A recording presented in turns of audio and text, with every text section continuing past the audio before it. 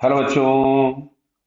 यहाँ जैसे दिया हुआ है कि as shown in the figure mass m is freely in horizontal circle rotating freely in horizontal circle of radius 20 centimeter in a smooth fixed cone which supports a stationary mass m attached to the outer end of the string passes through the smooth hole O of the cone hanging vertically. Then find the angular velocity of the rotation. तो सबसे पहले देखो, ये यहाँ जो नीचे मास hang कर रहा है, इसके लिए अगर हम लोग बात करें तो इस पे mg नीचे एक्ट होगा और टेंशन t ऊपर एक्ट होगा। तो जो टेंशन की वैल्यू थी वो तो हम लोगों को mg के बराबर मिल गई। अब ये जो कोन के अंदर मास है, इसको अगर हम लोग सॉल्व करें तो मैं इसका फ्री बॉडी डायग्राम बना रहा हूं, ध्यान से देखिएगा। ये यहाँ पे कोन की वो वाली वॉल बना ली जिस वॉल पे वो स्टेशनरी है, ठीक है, मतलब रोटेटिंग है। तो यहां कहीं पे अगर मैं इसको मास ले ले रहा हूं m, समझिएगा बात को, तो इस पे सबसे पहला एक फोर्स लगेगा नीचे की तरफ में mg। दूसरा फोर्स इस इंक्लाइन प्लेन से लग रहा होगा, एक नॉर्मल रिएक्शन। और तीसरा फोर्स हमारे पास लग रहा है एक टेंशन वाला, क्लियर है, जिसको मैं इधर ब्लू कलर से बना दे रहा हूं, because tension towards the string ही लगेगा। अब ये वाला जो एंगल दिया हुआ है, दिस एंगल इज 53, ये आपको मेंशन्ड है, क्लियर। तो अगर ये वाला एंगल 53 है तो बेटा ध्यान से समझना, क्या मैं इस एंगल को 37 लिख सकता था? क्लियर बेटा। और फिर मैं इस एंगल को 53 लिख सकता था। तो बात शायद समझ में हम लोगों को अभी आ गई होगी। अब हम लोगों को क्या चाहिए? नेट फोर्स चाहिए टुवर्ड्स द सेंटर, इस तरफ में, क्लियर। सेंटर यहां पे होगा, तो जो net force toward the centre होगा वही हम लोगों को सेंट्रीपिटल प्रोवाइड कराएगा, वही हमें सेंट्रीपिटल प्रोवाइड कराएगा। तो यहाँ पे अगर हम लोग देखें तो अब अगर मैं टी के कंपोनेंट्स करता हूं तो टी का एक कंपोनेंट इस डायरेक्शन में आता है, दैट इज टी कॉस 37। अच्छा, टी का एक कंपोनेंट नीचे आ जाएगा जिसको मैं यहां पे ऐड कर दे रहा हूं, टी साइन 37। समझ में आ रहा है ना कि जो टेंशन था इसके हमने दो कंपोनेंट रिजॉल्व कर दिए। सिमिलरली अगर मैं एन को रिजॉल्व करूंगा तो इधर की तरफ में आपको मिलेगा एन कॉस 53, और इसका एन का जो वर्टिकल अपवर्ड कंपोनेंट आ जाएगा that is N sine 53, clear. तो अब अच्छा देखो, ये पार्टिकल इसी सर्कल पे घूम रहा है, मतलब यहां आपको दिख रहा है ना, ये इसी वाले सर्कल पे घूम रहा है ऐसा, क्लियर। तो इसका वर्टिकल डाउनवर्ड या अपवर्ड मोशन कोई नहीं है, तो वर्टिकल डाउनवर्ड और अपवर्ड वाले फोर्सेस तो आपस में बैलेंस्ड होंगे।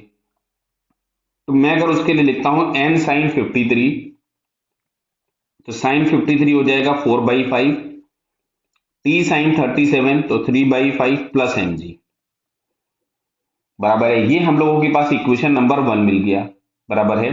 अच्छा, t is equals to M G हम लोगों को ऑलरेडी मिल चुका था, तो यहां से हम काम करते हैं, t की वैल्यू भी पुट कर देते हैं। तो 4n/5 is equals to 3mg/5, मैंने t की जगह mg रख दिया, plus mg।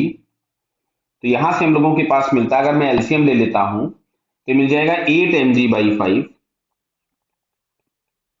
Is equals to 4 times n/5। तो देखो यहां से n इज इक्वल्स टू हम लोगों के पास आ गया 2mg, ये आ गया इक्वेशन नंबर 2, क्लियर। अब आते हैं हम लोग सेकंड इक्वेशन, जो सेंटर की तरफ में नेट फोर्स है। तो सेंटर की तरफ में लेफ्ट होने वाला फोर्स था T cos 37 plus N cos 53,